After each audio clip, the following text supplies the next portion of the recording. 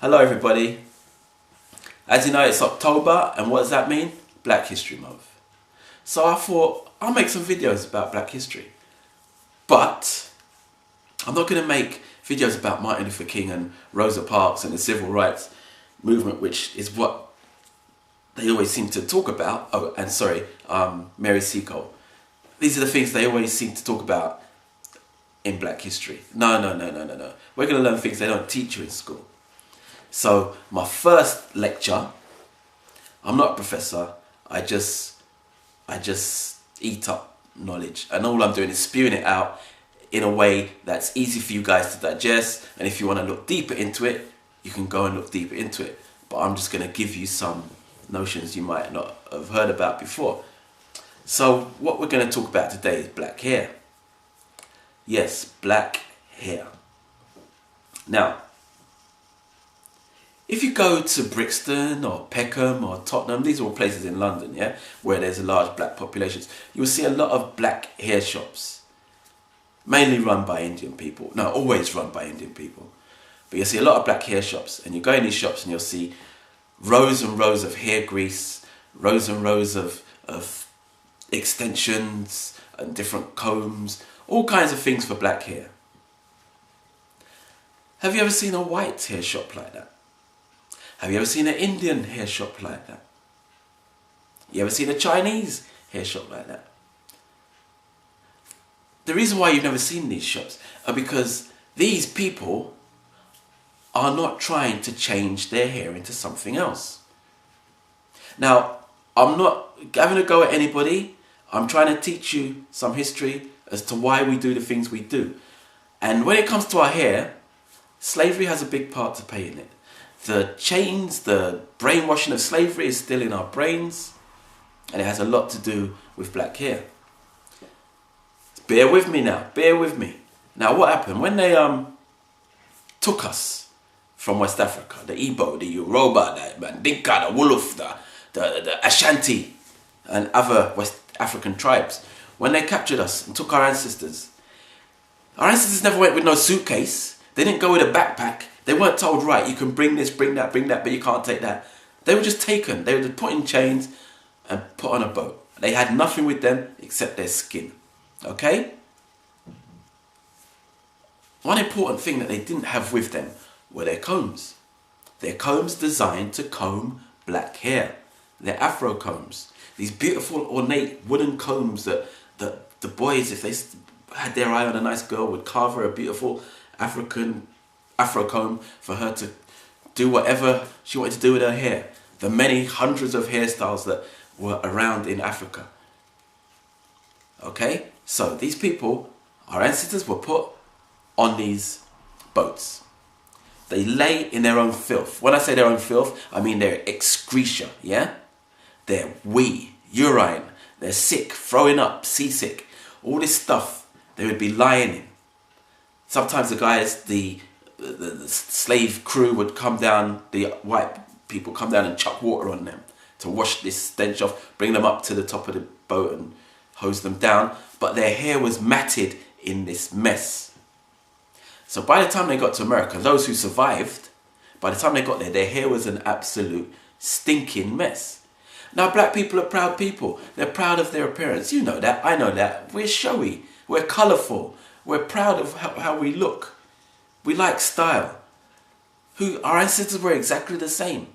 So now they've got to this strange land and they look a mess. And they can't do anything about it. They're sold off to these plantations and there's nothing there for them to manage their hair. Okay? Now I hear a lot of women saying, oh, I do this and that to my hair because it's easier to manage. That's exactly what happened to those slaves. Because they no longer had the instrument to manage their hair, they couldn't manage their hair. Now the white people who saw them were disgusted by what they saw, and they were disgusted by their hair, and they did not like to see these animals, as they called us, because we looked like animals to them. We were unkempt, we were dirty, we stunk. Our hair was a disgusting mess. And there was nothing we could do about it. So now when you look at pictures of slaves on the plantations, you always see the women with their hair wrapped.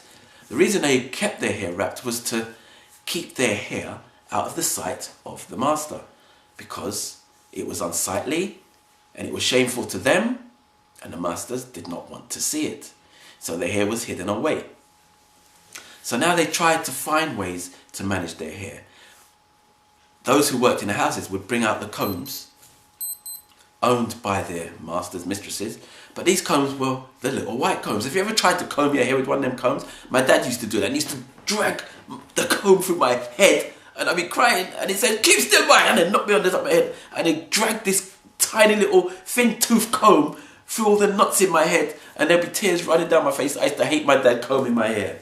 Yeah, my mum would put like hair grease in it and stuff, but my dad, no, I used to try and run when he decided he wants to comb my hair. I'd rather go to school with my hair all knotty. When I went to school knotty, what happened? I was teased. I was told I looked like an African because my hair was knotty. Interesting, yeah? I was told I looked like an African because my hair was uncombed. See the link there? Your mother would tell you off if your hair was uncombed. The friends of your mother would tell you off if your hair was uncombed. They did not like to see you with natty hair. To us, we call it knotty. In America, they call it, what do they call it? Nappy. Nappy head.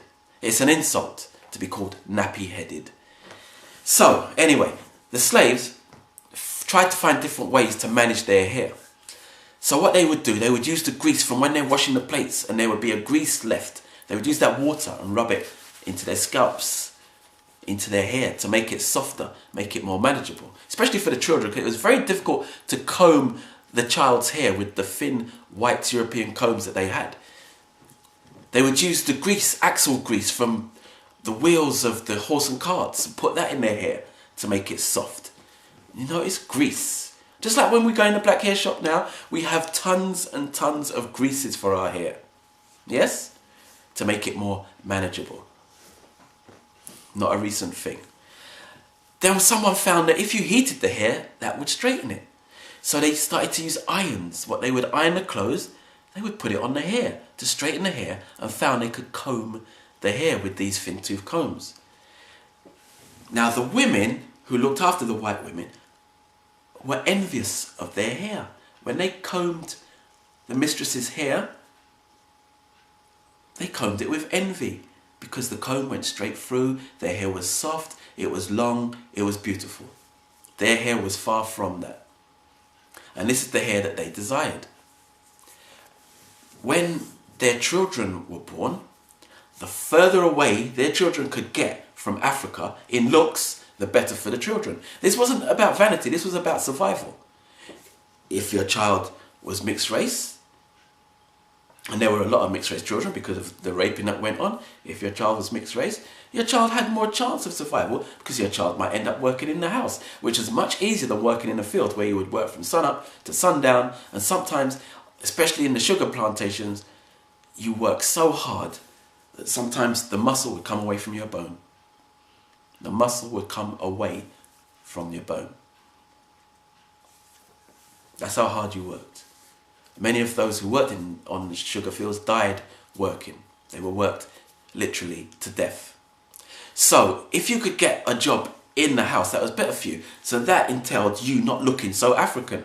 That entailed you having lighter skin, or having straighter hair, not having such thick lips. The mothers would pinch the lips of the babies to try and make them thinner. They would pinch the noses to try and make the noses smaller. If you could have these attributes, you would have more chance of surviving, have a better life. If you was a girl, you might even get taken up by one of the white masters and give you your own house.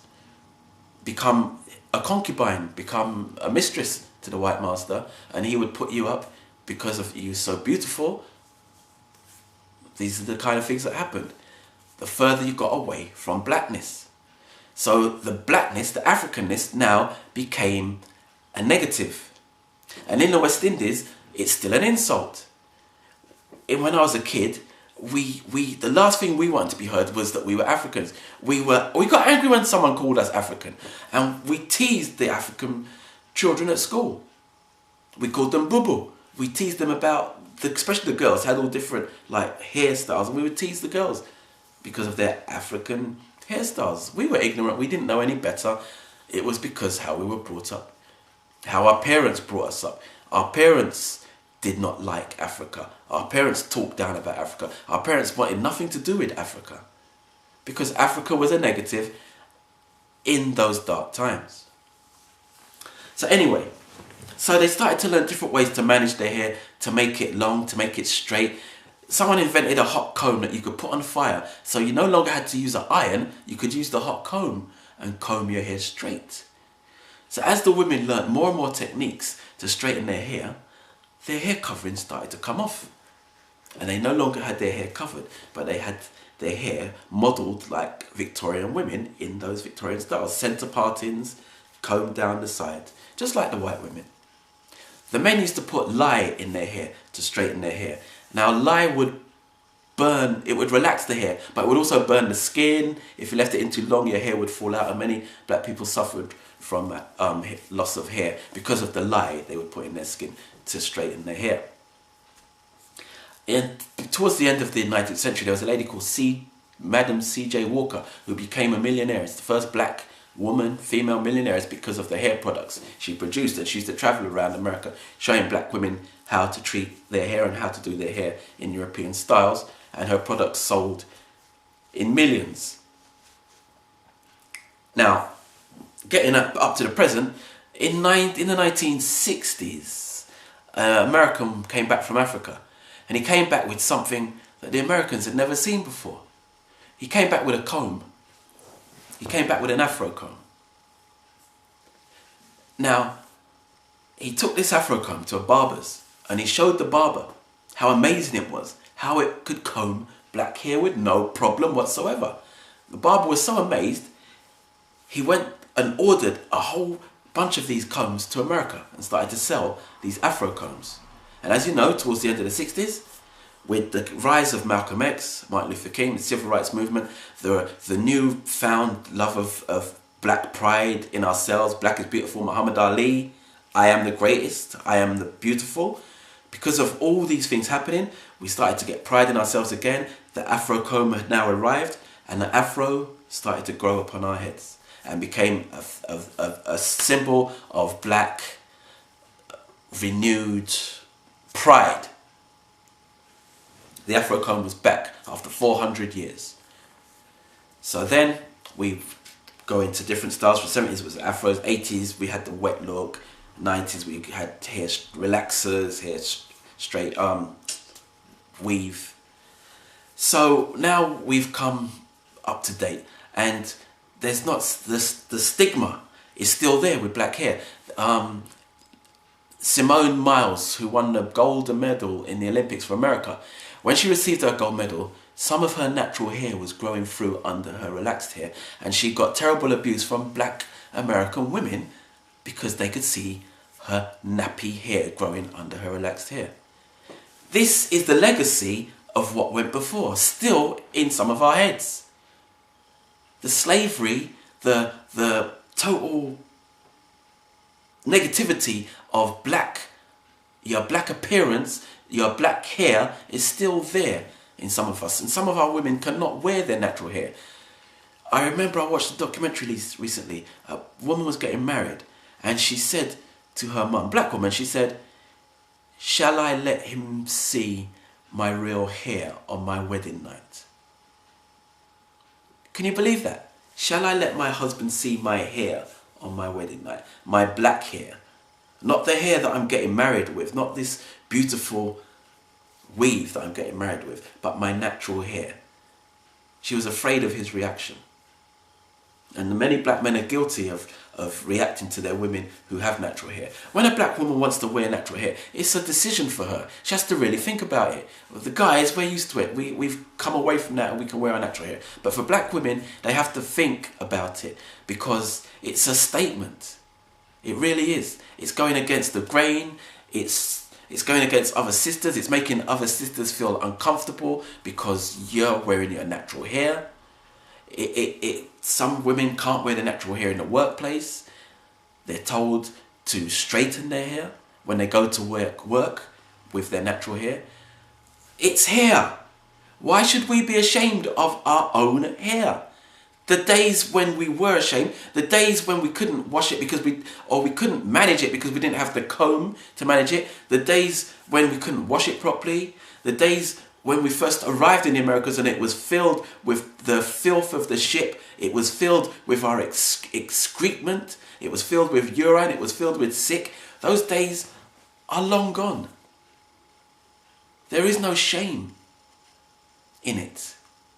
Every other people in this world embraces their own hair except us. We have fights about it. We insult people for daring to have it. Women, mainly. And it's mainly the women who kept up the attack on the black hair by installing it in their children not to like their own hair. When they treated their children's hair and the things they would say to their children. But as I said, these things were done not in vanity. They were done so that you could have a better life. The mothers were just protecting their children, and it's a shame that they were protecting their children from their own blackness. So that's it. If you want to learn more about having 400 years without the comb, the Afro comb, there's a video on YouTube which will tell you all what I've told you, but in a lot more detail. And obviously it's a film, so it's about an hour long, and it's very, very good, and it will tell you a lot about our struggle with our hair born out of slavery. Thank you very much, and I hope you come back for the next lecture on Black History Month. And that will be about how it all began, the slave trade days. As I said, they ain't all about slavery, but it's important to know the facts about it. Thank you. Bye.